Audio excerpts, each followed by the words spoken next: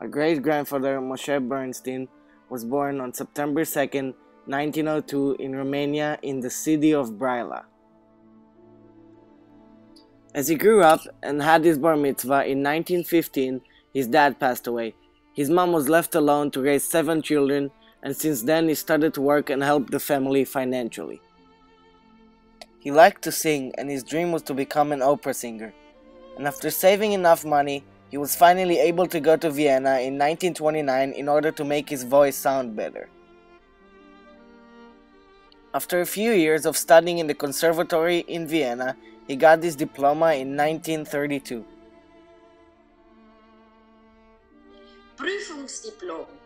Die internationale Artistenorganisation in Wien bestätigt hiermit, dass Herr Mauritius Bernstein, Mario Pristini Konzertsänger, bei der am 23. Jänner 1932 stattgefundenen öffentlichen Prüfung von der Prüfungskommission als Mitglied aufgenommen wurde.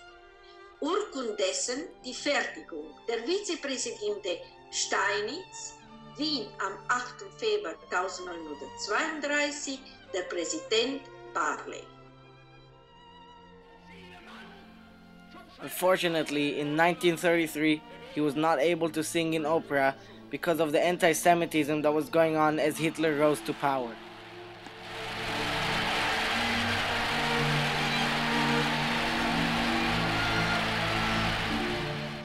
Then, in 1933 until 1934, he went to study Chazanut in order to become a cantor. Then in 1934, he got his first job as a cantor in Prague. Then, on September 15, 1935, Hitler created the Nuremberg Laws, which took place in Germany and later on in Yugoslavia. The Nuremberg Laws were laws that said who is a German citizen and what Jews are allowed and aren't allowed to do. The Nuremberg Laws were trying to provide a solution to the quote-unquote Jewish problem. Out of all of these laws discriminating the Jews came many books and articles showing stereotypes against the Jews.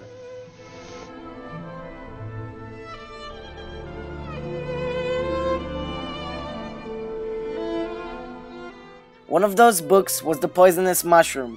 In The Poisonous Mushroom, there are many stereotypes about the Jews. For example, when one of the kids in the classroom goes to the board and points at what a Jewish nose looks like.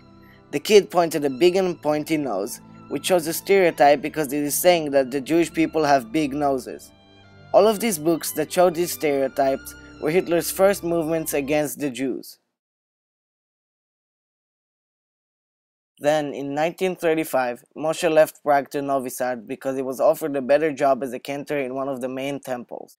2 years after, in 1937, Betty, whom he met in Vienna at one of the weddings that he was singing in, came to Novi Sad.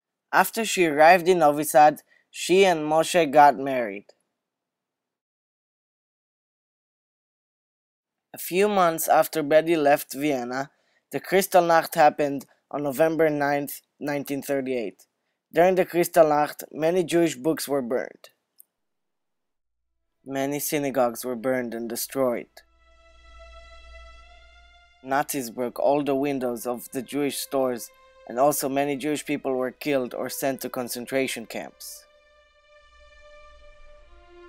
In Vienna, where Betty's parents lived, 98 Jewish synagogues were completely destroyed. After the Kristallnacht, Moshe's parents-in-law, Chaim and Hilde Spiegel, were put in the Judengasse ghetto in 1939. Life in the ghetto was very hard for them because it was very crowded and there were too many people in one room. Additionally, they didn't have a lot of food. Also, there were many diseases that were spreading out very quickly because it was so crowded. And every Jew was forced to wear the yellow Star of David. Because of all of these things that happened in the ghettos, many Jews decided to kill themselves so that they can escape the horrifying ghettos and hopefully go to a better place. 2 years after, in 1941, the Nazis defeated the Serbians and invaded Novi Sad in Yugoslavia. The first thing they did was they took all the important people in the city, such as the mayor, the rabbis, and the cantors, and all the other famous people in that city.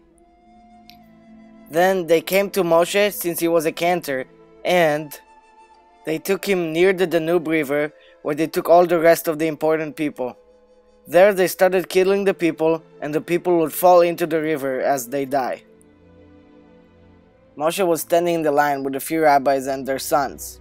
He told them that it is not the time for them to die, so slowly he kept taking them with him to the back of the line, and luckily the Nazis were ordered to leave. As soon as Moshe got home, he packed 2 suitcases and took his wife and his 2-year-old daughter Sylvia to Budapest. In Budapest, they lived in hiding because they didn't have Hungarian passports. Although they were successful in hiding, at the same time, Chaim and Hilde weren't so lucky and were sent to Izbica concentration camp on April 27, 1942. As soon as they arrived at Izbica, they were put into gas chambers and were killed.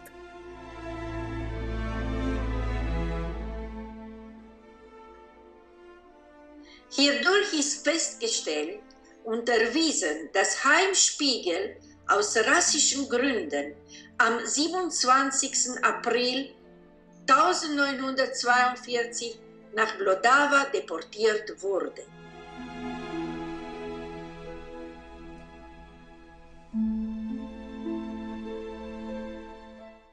As it is clear that what happened to Moshe's parents-in-law was horrible, life in the concentration camps was a living hell for millions of Jews. Many Jews were killed and tortured by the Nazis daily. The Nazis would trick the Jews by telling them that they are going to take a shower, but they were really going to get killed in the gas chambers.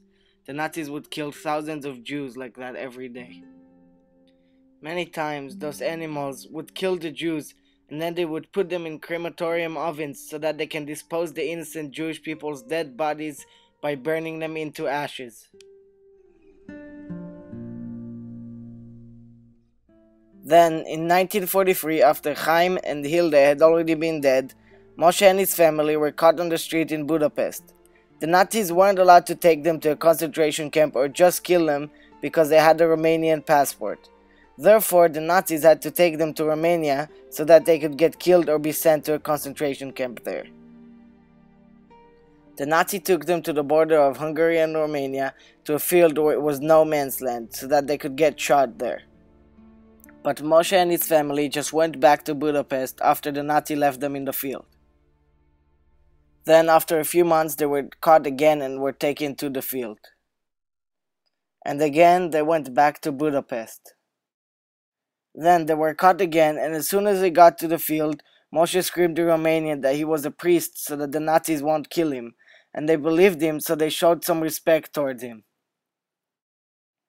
But then they saw his passport and they saw that he was a Jew, so they took him and his family to Buzău. When they arrived at Buzău, they were straight away taken to the police. Then Moshe was taken to a labor camp and his family had to stay somewhere in the city, but they were not allowed to leave the city. Moshe had a full year of hard work in the labor camp. And also Moshe was separated from his family for a full year. Then finally, on August 23, 1944, Moshe was released from labor camp and the Russians liberated Romania from the Nazis. And once again, they were reunited. Although the Nazis nearly took their lives, they were able to recover and they made an aliyah to Israel in 1961.